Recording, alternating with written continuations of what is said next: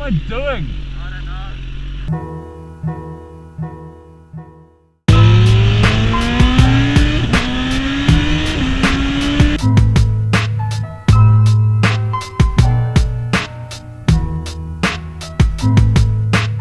Alright, short but sweet, here we go. I managed a whole half hour on a clapped out BMW S1000RR, and while it wasn't particularly life changing, it was a lot. So this particular Beamer has a full Akrapovic system with a proper BMW spec mapping to suit, some high-rise clip-ons, a dark tint windshield, and some carbon. Apparently, according to the guy, the exhaust only adds about 5 horses, but there's so much more noise to make you at least feel like you're going faster.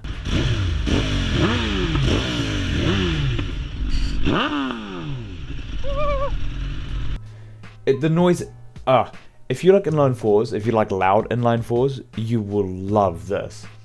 You can tell it's a BMW mapping because it crackles and backfires at any chance it can.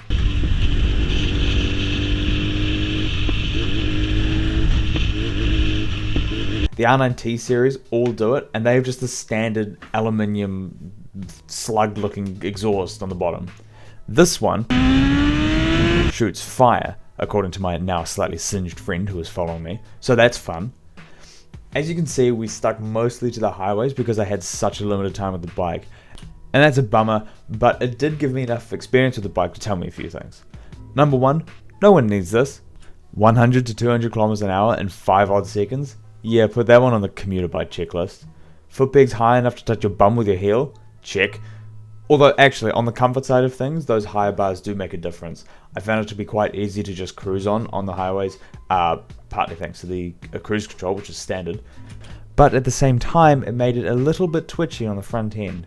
So when you're going into a corner and you're adjusting a throttle a little bit, you can feel the front end move just a little bit. So that, I don't know if I will buy the high-rise clip-ons just for a little bit of extra comfort. I feel like if you're buying a superbike and you want comfort, you should just buy an S1000R or a 210 or something like that. That's purely designed, well, not purely, but more designed to be comfortable and still go really, really quick.